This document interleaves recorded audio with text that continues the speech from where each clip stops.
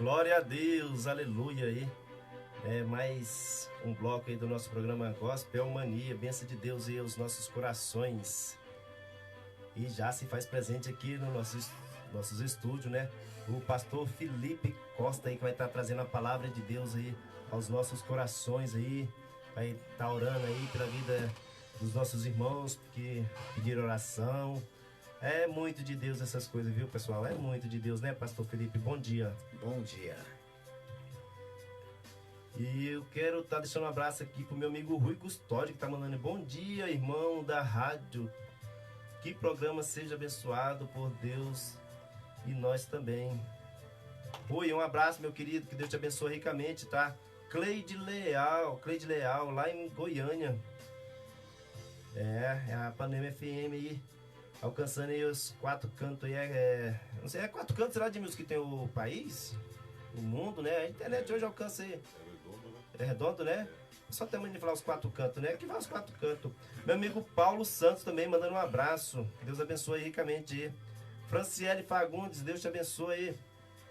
E eu, sem muita enrolação, já vou estar passando já pro pastor, né? O pastor Felipe Costa, que ele é lá da igreja Filhos da Oliveira. Bênção de Deus.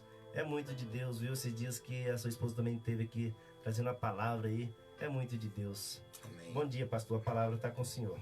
Amém. Bom dia. Eu queria abençoar cada um com a graça e a paz do nosso Senhor Jesus Cristo. Para mim é um privilégio muito grande poder estar aqui.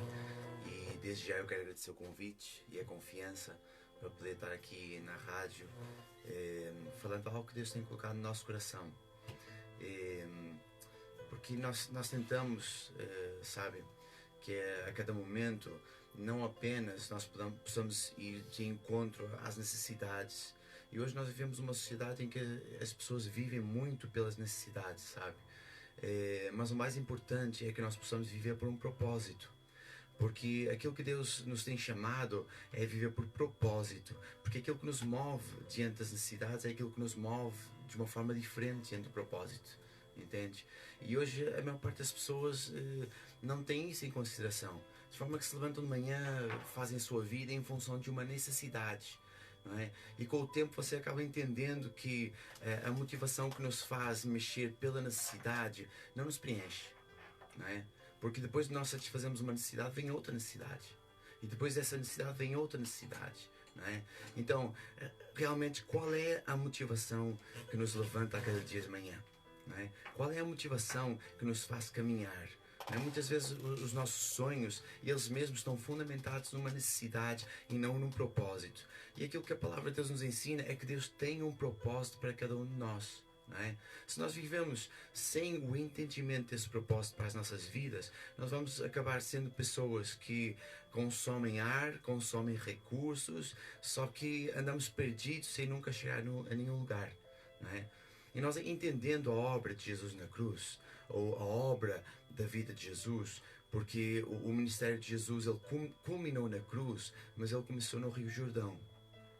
E se você for entender qual foi a primeira coisa que Jesus fez ali no Rio Jordão, ou a primeira coisa que aconteceu ali no Rio Jordão quando Jesus foi batizado. Deus estava calado há 400 anos, sem falar sem abrir a sua boca, sem falar com o homem. E de repente, quando Jesus foi batizado, a palavra de Deus nos fala que o Espírito desceu em forma de pomba sobre Jesus, permaneceu nele e se ouviu as primeiras palavras do Pai que dizia assim: este é o meu Filho amado em quem me compraz, em quem eu tenho prazer. Então naquele momento o que é que estava acontecendo? Muito mais do que um simples batismo, houve uma restauração de identidade, não para Jesus apenas,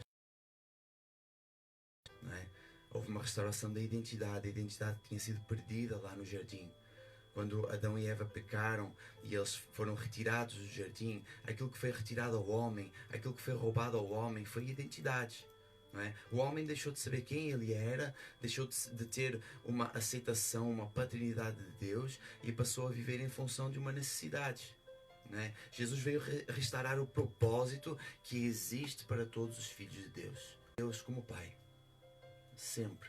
A única vez que Jesus se referiu a Deus como Deus foi na cruz. quando ele disse: Deus meu, por que me desamparaste? Fora isso, em todo o tempo, Jesus falava o Pai. O Pai me enviou, eu faço o que vejo o Pai a fazer, eu vou para onde o Pai me manda ir, não é? Eu falo o que ouço o Pai falar. Jesus sempre se referia a Deus, como o Pai.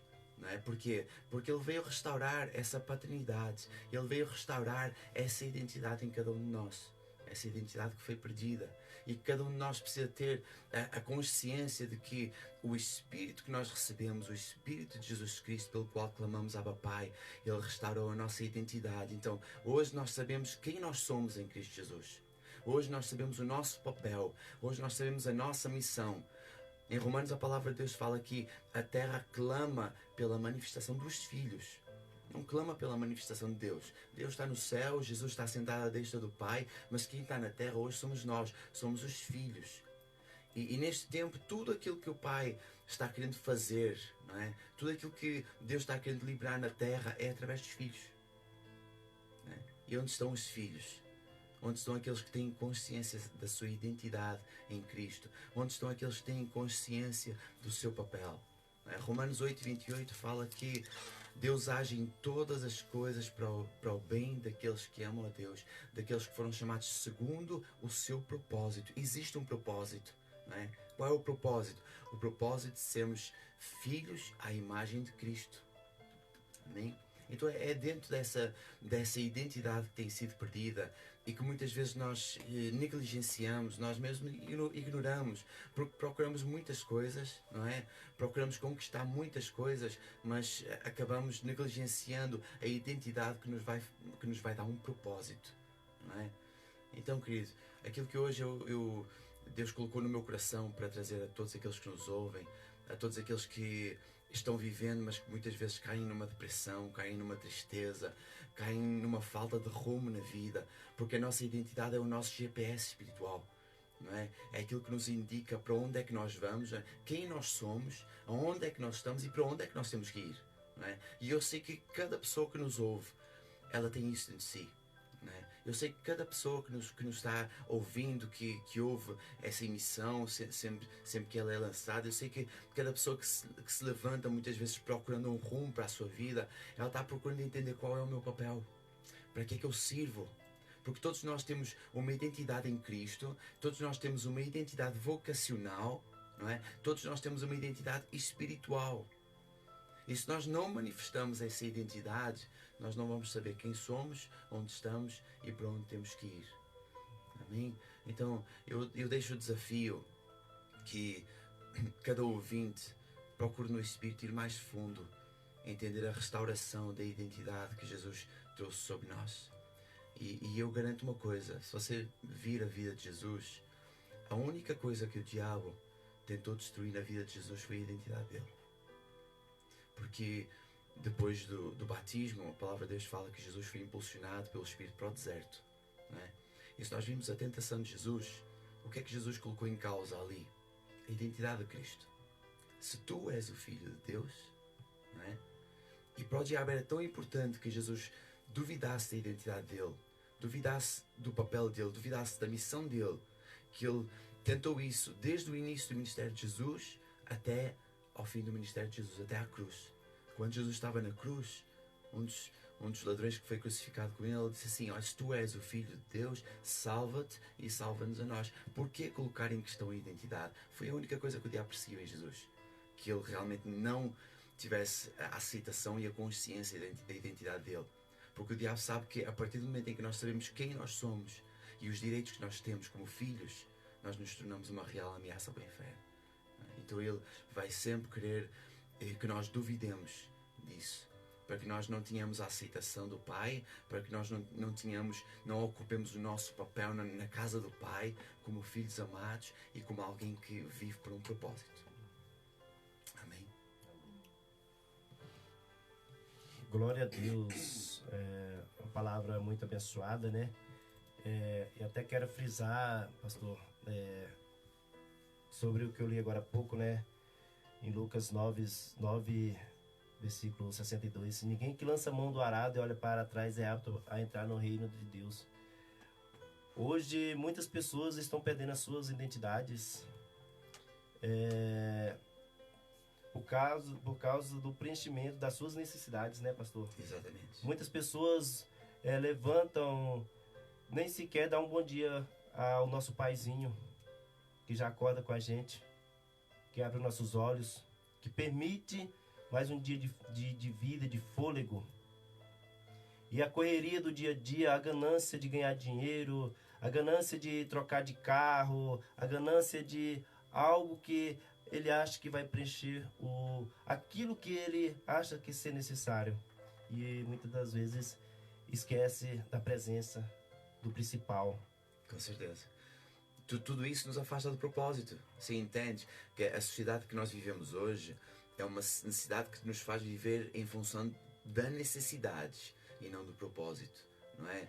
E tudo aquilo que nós muitas vezes achamos que é algo de muita necessidade, quando as verdadeiras necessidades, não é? Aquela pessoa que trabalha, quando perde a saúde, entende que afinal precisa de saúde, não precisa de dinheiro, não é? Depois gasta tudo que ganhou por causa do dinheiro, não é? Porque viveu em função da necessidade, não é? A palavra que você leu, não é? Aquele que bota a mão no arado, não é? Aquilo que nos faz colocar a mão no arado não pode ser uma necessidade, tem de ser um propósito. Um propósito. E até, pastor, essa semana Deus é tão generoso que ele coloca coisas, depois vem as confirmações, né? Essa semana eu estava refletindo sobre a vida da gente, como que a gente é nesse sentido. A gente pede tanto a Deus algo e às vezes Deus ele não te dá no momento certo porque ele conhece teu coração, mas Deus te dá. Aí quando Deus te dá, você foge do propósito. Verdade. O irmão fala assim: ô Senhor, eu preciso de um emprego X. Deus te dá o emprego. Aí você já não vai mais para a igreja porque o emprego que você tá já toma teu tempo. Então são muitas coisas que a gente tem que abrir mão, porque Deus, ele nunca vai te deixar faltar nada, né, pastor? Com certeza. É muito de Deus essas coisas, viu, pessoal? A gente tem que refletir, a gente tem que buscar sempre a presença de Deus, porque Deus é o único que preenche as nossas necessidades, né?